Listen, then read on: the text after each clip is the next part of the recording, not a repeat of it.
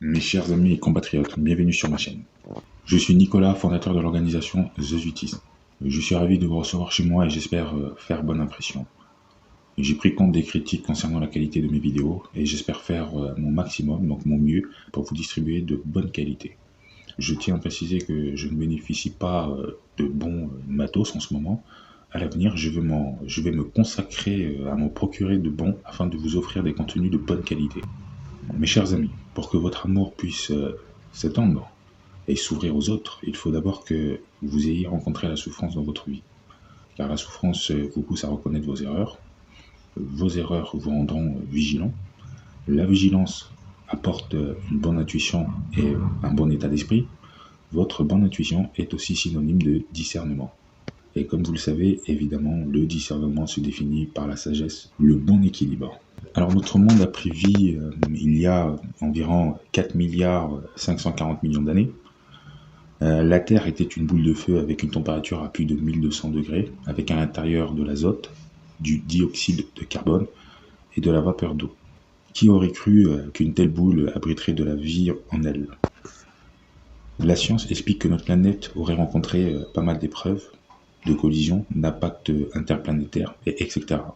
Ces nombreuses rencontres ont abouti à ce que l'on voit aujourd'hui, cette petite planète bleue qui augmente en masse sans cesse et qui absorbe différents éléments chaque jour pour se nourrir et survivre. Elle doit consommer, mais aussi elle se consume. Mes chers amis et compatriotes, pour comprendre le monde qui nous entoure, il faut déjà, d'une, faire un bond en arrière, de deux, connaître et comprendre la formation de la Terre, et de trois, analyser le stratagème de notre galaxie ainsi que les rôles de chaque corps céleste. Comme vous le savez déjà, les amis, notre planète a rencontré, voire subi une succession d'étapes pendant sa formation et celle du système solaire. Pendant sa formation, elle est entrée en collision avec plusieurs planètes, comme vous pourriez le voir par la constitution de notre planète, bien sûr. Elle révèle justement ces nombreuses collisions rencontrées pendant sa formation. Quand j'évoque sa constitution, je parle là des différentes couches qui forment notre planète, donc la structure interne de la Terre. Notre planète contient un noyau au centre avec une température de plus de 5100 degrés, laissant paraître qu'à cet endroit, depuis qu'elle était une boule de feu, la température a toujours été aussi chaude. Il y a 3900 milliards d'années environ, la Terre qui n'était encore qu'un four a été attaquée par des projectiles, des météorites en provenance de ce qui sera notre galaxie ou notre système solaire aussi. Ces météorites sont bénéfiques pour la future planète, puisque dans ces météorites s'y trouvent des cristaux de sel et des gouttelettes d'eau, des éléments essentiels pour accueillir de la vie dans un futur proche.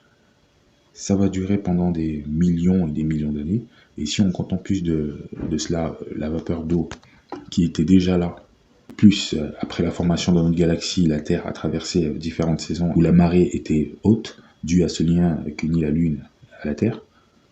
La Terre était donc remplie d'eau, avec une température assez chaude, mais à la fois froide, assez pour refroidir toutes sortes d'éléments qui se trouvaient en surface. En plus des roches en fusion dues à l'hydratation des périodites du manteau de la lithosphère de la plaque, réduisant la température de fusion d'une partie limitée.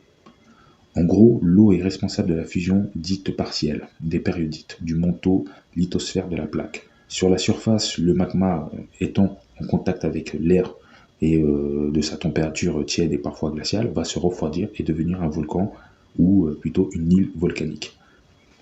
Ce phénomène va se produire dans différents endroits, mais dans une zone, ou plutôt, je dirais, dans une surface bien particulière. Et c'est d'ailleurs pour cette raison que ces îles volcaniques, ainsi que les éléments que j'ai cités, et qui se trouvaient déjà en surface, vont se rassembler pour former le premier continent. Je vais vous expliquer pourquoi les roches en fusion sont apparues premièrement dans une zone bien spécifique, à savoir d'abord que c'est dû à la lithosphère, riche en eau, puis lithosphère qui rentre en subduction se dirige plus profondément dans les eaux, donc à proximité, voire du noyau, et puis elle va se chauffer pour ensuite se déshydrater. Il va y avoir par la suite tout un procédé de nombreux composants qui seront en roue libre pour ensuite se révéler en surface vers le manteau qui surmonte la plaque océanique. La température s'abaisse et de là il y aura fusion et formation de magma. Alors à partir de là les amis, nous allons faire la première rencontre des premiers spécimens. Mais avant, il faut savoir que la formation de la galaxie a pris fin après celle de la Terre. La logique fait que les premiers spécimens ont pu survivre à l'aide d'une sélection naturelle, pour que la Terre ait pu connaître cette tranquillité et suivre sa route paisiblement, il a fallu que la formation de la galaxie, ainsi que du système solaire, ait été achevée, ce qui a permis à la Terre d'adopter un bon équilibre. Et oui, chers amis, toutes les étoiles, lunes, planètes et autres sont installées à leur place pour préserver justement cet équilibre dans chaque galaxie, ou je dirais même système solaire. Elles comportent toute une fonctionnalité qui leur est propre. Je consacrerai la partie 2 sur les rôles que joue chaque corps céleste dans notre galaxie. Et pour la partie 3, je parlerai de toutes les diversités qu'on retrouve dans notre planète. N'en doutez point, chers compatriotes. Comme je vous le disais, chers amis, la Terre s'est formée avant notre galaxie, d'où les nombreuses météorites en direction de la Terre. Car vous devez savoir que la Lune ou Mars, par exemple, n'ont pas toujours été ce qu'elles sont aujourd'hui. Pareil pour toutes les autres. Disons aussi que certaines planètes ont été embarquées dans une course due au phénomène de centrifuge, et pendant cette course, multiples de diversités en action, des planètes qui entrent en collision, des milliards de débris contenant des minéraux, des protéines, des cellules, des bactéries, voire autres, dans tous les sens. Évidemment, les amis, prenez en compte qu'il existe des particules de vie qui ont traversé des galaxies, des systèmes solaires, ou voire la nôtre, et qui ont pris conscience qu'une fois installées dans un environnement qui permettrait de maintenir de la vie et de la faire évoluer. Toute vie est d'origine extraterrestre. Plus précisément, elle n'était que cellules, pour ensuite se développer une fois dans la planète. Alors sachez qu'il n'existe pas un ancêtre en commun et qui aurait engendré toutes ces créatures qu'on retrouve sur Terre. C'est totalement faux. Oui, c'est vrai qu'il existe une forme de vie d'origine extraterrestre contenant des cellules qui serait à l'origine de la création de toutes les créatures. Disons que c'est un organisme multicellulaire en forme de substance maniable, comme du spermatozoïde, combiné à partir d'eau, d'azote, de gaz, de dioxyde de carbone, de vitamines, de protéines, etc.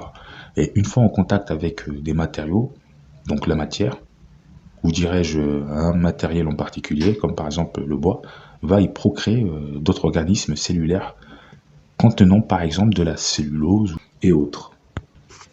Et pour survivre, elles devront se procurer ces mêmes éléments qu'on retrouve dans le bois, donc dans les arbres. Je tiens à préciser que pour moi, cette substance organique, si vous voulez, provient de la Terre.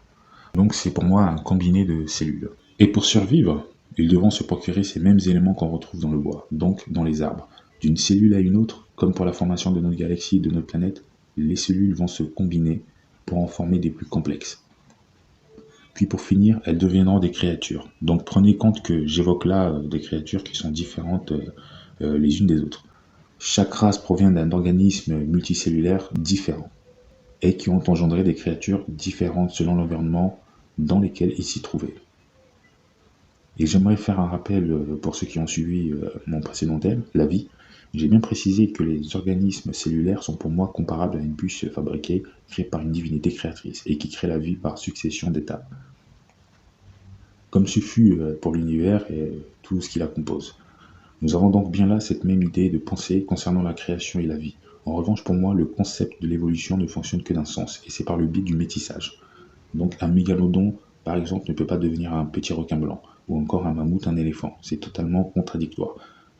Par contre, deux organismes multicellulaires qui ont été divisés et contenant à un chiffre près les mêmes données auraient pu procréer des créatures plus ou moins semblables, mais à une différence près. Par exemple, l'un s'est développé plus profondément dans l'océan, tandis que l'autre un peu plus bas que la mer, et ainsi de suite. C'est pour ça, chers amis, on peut d'un regard éloigné voir quelques similitudes apparentes entre deux spécimens, sans pour autant qu'il y ait des liens parentés. Il faut prendre en compte que le monde s'est formé en plusieurs étapes. Il est possible qu'autre part il y ait eu de la vie et que peut-être ça a duré 1 million d'années, voire peu, voire plus, et que du jour au lendemain, plus rien. Pourquoi ? Parce que la formation de la galaxie ou du système solaire n'était pas terminée. Aucun changement s'est opéré pendant la course, peut-être dû à une nouvelle immigration dans le système solaire. Notre monde poursuit sa course et se dirige vers la fin, sa fin. Tout a un début et une fin malheureusement. Nous aurions pu voir des spécimens aussi délirants, voire effrayants, s'il n'y avait pas de sélection naturelle. Sachant qu'il y avait aussi des bactéries antibactériennes dans le monde. Source authentique pour authentifier la fiabilité de la théorie d'un organisme multicellulaire, ou plutôt de plusieurs organismes multicellulaires à l'origine des formes de vie intelligentes. Sachez, chers amis, qu'il y a eu l'influence d'autre chose, une énergie suffisante pour permettre à cette substance organique et multicellulaire de se développer, comme pour la photosynthèse. Ces substances ont absorbé assez d'éléments pour leur développement, Certains se trouvaient en terre ferme, absorbant assez d'éléments comme de l'argile par exemple. En revanche, ce phénomène n'explique pas les différents traits physiques de certaines créatures. Disons que cette substance a participé à la création de l'humanité, mais qu'il y a eu autre chose qui a permis ce tout de pouvoir opérer, selon la volonté d'un créateur. Un peu comme un scientifique dans son laboratoire opérant à l'aide d'outils ou utilisant un matériau ou plutôt une substance chimique pour aboutir à son expérience. Le monde a abrité différents peuples et communautés à travers le temps. Tous et toutes ont vécu pendant un temps avant de s'éteindre. Ils et elles ont participé à l'entretien de la nature avec cette même idéologie hiérarchique, l'échelle de la chaîne alimentaire, pour éviter un surpeuplement et un désordre environnemental. Quelque chose dans le genre qui mènerait le monde à sa perte. Alors chers amis, comme je le dis souvent, chacun est libre de croire en sa vérité. Nous sommes juste là pour voyager ensemble à travers toutes ces questions auxquelles on se pose. Mais aussi pour d'autres, c'est un enseignement. Mon organisation sert aussi de prétexte pour éventuellement rassembler un maximum de communautés afin qu'on soit sur la même longueur d'entente. Et aussi réveiller la flamme qui sommeille dans les poitrines de ceux qui se trouvent dans l'impasse et pensent abandonner la divinité créatrice à cause du tournant que prend notre quotidien, ainsi que l'influence des personnes aux idéaux extrêmes et violentes. Gardez l'espoir, chers amis, parfois il faut du temps pour être secouru. Plus c'est lent, et plus il faut se dire qu'une stratégie est bien plus efficace si on prend le temps de l'opérer. Plus c'est long, plus l'objectif est de viser plus loin. Voyez-vous, chers amis, pour tous, le monde tourne autour de nous. Même moi, parfois, il m'arrive de me croire exceptionnel, pourquoi pas moi, mais lui, peut-être bien qu'on me réserve pour autre chose. Pourquoi moi et pas lui? C'est parce que je vaux mieux que lui. Et voilà ce qui se dit en chacun de nous. Serions-nous capables de nous dire, je préférerais que ça arrive à lui qu'à moi? Bien sûr en positif, ou encore en parabole. Vous êtes en train de retirer de l'argent dans un distributeur et à 3-4 mètres de vous s'y trouve un mendiant désespéré proche de la folie. Puis d'un instant, un homme s'approche de vous ou une femme en vous proposant un gros butin par générosité. Le hasard est tombé sur vous. Seriez-vous capable de lui dire non? Offrez-le plutôt à cette personne qui mendie car le peu que je touche suffit à me combler d'amour. Seriez-vous capable d'abandonner votre argent ou votre vie sociale pour vous consacrer à venir en aide aux autres? Si un membre de votre famille commettait l'irréparable contre un étranger, seriez-vous en mesure de faire justice contre ce membre de votre famille? Parfois on ressent de la jalousie envers autrui, mais on oublie que nous sommes différents.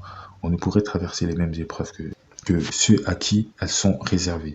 Sachez que c'est celui ou celle qui marche différemment qui s'en sort le mieux. Et encore une fois, je fais allusion à des faits positifs. Soyez humbles, chers amis, forts, unis, solidaires. Des millions et des milliards de vies souffrent chaque jour. Cette calamité se terminera lorsque vous l'aurez souhaité. Ils et elles n'attendent que ça. Mes chers amis, je vais maintenant vous laisser. On se retrouve prochainement pour la partie 2. Sur ce, peace and love.